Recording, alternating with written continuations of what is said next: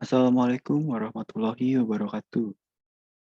Perkenalkan, nama saya Geraldi Brata Sukmana dari jurusan Teknik Kimia Institut Teknologi Nasional. Saya dari angkatan 2019. Nah, saya mau cerita dulu nih sedikit mengenai dinamika proses.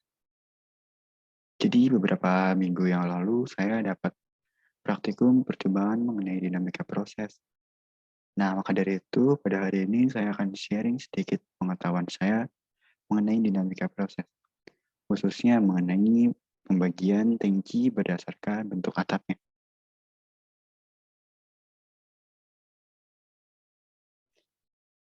Pertama adalah tangki tentu saja. Tangki merupakan wadah penyimpanan yang sering dipakai di berbagai industri seperti industri petrokimia, industri penggilingan, dan industri perminyakan. Tangki penyimpanan tidak hanya menjadi tempat penyimpanan untuk produk dan bahan baku, tapi juga untuk menjaga kelancaran ketersediaan produk dan bahan baku. Selain itu, tangki juga dapat digunakan untuk menjaga produk dan bahan baku dari kontaminan. Nah, apabila dalam industri kimia, tangki berpengaduk merupakan tangki yang paling sering digunakan untuk operasi yang tidak kontinu atau batch. Yang dimaksud dengan tangki berpengaduk di sini adalah tangki pengaduk yang tertutup dan berbentuk silinder. Tangki berpengaduk terdapat dalam berbagai ukuran tergantung dari jenis bahan yang harus diproses dan juga kondisi operasi itu sendiri. Tangki bisa terbuat dari berbagai bahan, seperti baja anti karat, baja pelapis karet, baja cor, dan besi cor. Nah, berbagai reaktor yang biasa digunakan adalah jenis silinder tegak karena dikarenakan alas dan head torus spherical dan dilengkapi dengan pengaduk. Tangki pengaduk terutama digunakan untuk reaksi-reaksi kimia pada tekanan di atas tekanan atmosfer. Selanjutnya ada faktor pengaruh pemilihan tangki. Yang pertama ada fungsi dan lokasinya. Di mana sebelum memilih tangki, kita perlu tahu dulu fungsi dan lokasinya itu akan digunakan untuk apa dan lokasinya itu akan ditempatkan di mana. Contohnya seperti ada yang di permukaan tanah atau di bawah tanah.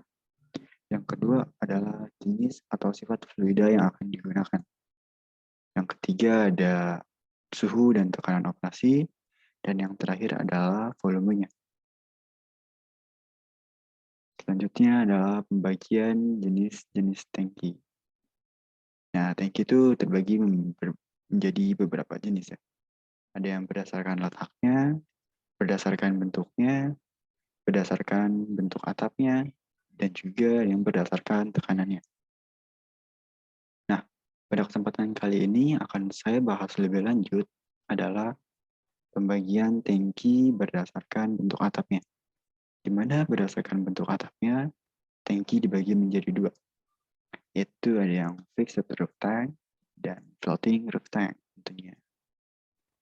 Untuk yang fixed roof tank, jenis tangki yang dapat digunakan untuk menyimpan semua jenis produk seperti crude oil, gasoline, benzena, termasuk juga bahan-bahan yang bersifat korosif, mudah terbakar, dan mudah menguap. Nah, tangki ini bernilai ekonomis bila digunakan hingga volume 2000 meter kubik. Untuk tangki ini sendiri memiliki diameternya dapat mencapai 300 feet atau setara dengan 91,4 meter dan tingginya yaitu 64 feet atau setara dengan 15,5 meter. Nah, untuk tangki roof fixed roof tank ini sendiri terdapat dua jenis bentuk atap, di mana ada yang cone roof dan dome roof. Nah, untuk selanjutnya mengenai cone roofnya nih.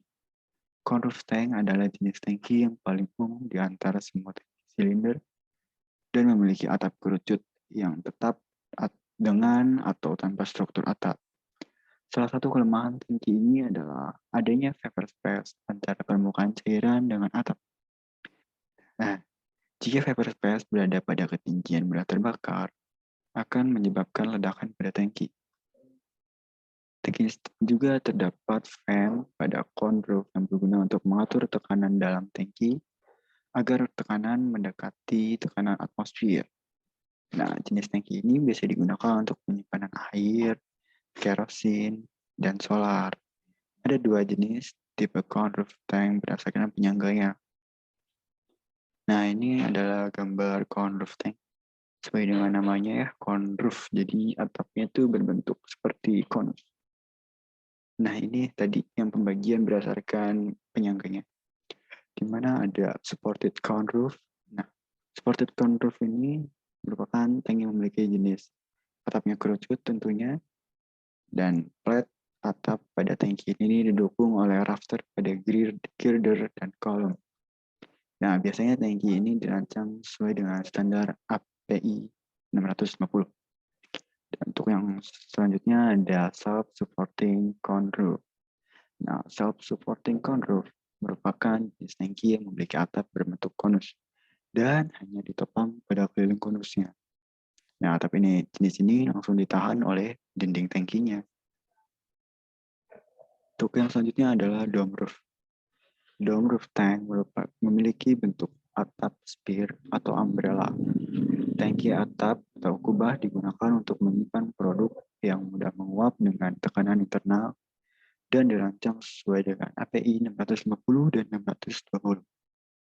Dome roof tank ini hanya ditopang pada keliling atapnya saja. Sesuai dengan namanya ya, ini gambarnya sudah saya cantumkan di PowerPoint. Dan atapnya berbentuk melengkung seperti umbrella tentunya. Nah, untuk yang selanjutnya ada mengenai floating roof tank. Nah, floating roof tank merupakan tipe penutup tangki yang terapung dan dapat bergerak ke atas dan ke bawah sesuai dengan tinggi permukaan fluida di dalam tangki. Jenis tangki ini memiliki keuntungan, yaitu tidak terdapat vapor space dan dapat mengurangi penguapan. Terdapat dua jenis floating roof tank, yaitu external floating roof dan internal floating roof. Nah, ini merupakan gambar untuk external floating roof. Dimana untuk yang pertama, untuk external floating roof ini tidak adanya vapor space sehingga potensi kebakaran pada area tangki menurun.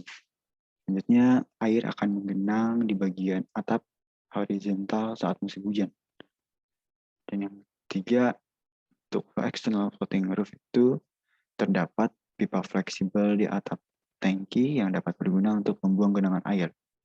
Nah, pipa ini rawan terjadi kebocoran.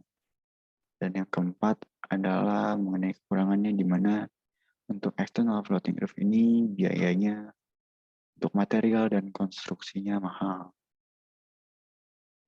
Dan selanjutnya mengenai internal floating roof. Pertama, tidak adanya vapor space sekaligus menghilangkan aroma fuel oil di atas tangki sampai 100%. Kedua, tidak memungkinkan adanya genangan air di atap karena pada umumnya untuk tangki jenis ini untuk atapnya berupa kon atau dom, jadi tidak ada air yang dapat menggenang di atap. Yang ketiga, tingkat penguapan pada produk bisa dikurangi dan dapat mengurangi risiko kebakaran. Dan yang keempat, mengenai biaya dan materialnya, biaya material dan konstruksinya itu lebih cenderung murah gitu teman-teman. Dan terima kasih buat teman-teman semuanya yang sudah menyempatkan waktunya untuk menonton video saya. Mohon maaf apabila ada kesalahan. Wabillahi taufiq wal hidayah. Assalamualaikum warahmatullahi wabarakatuh.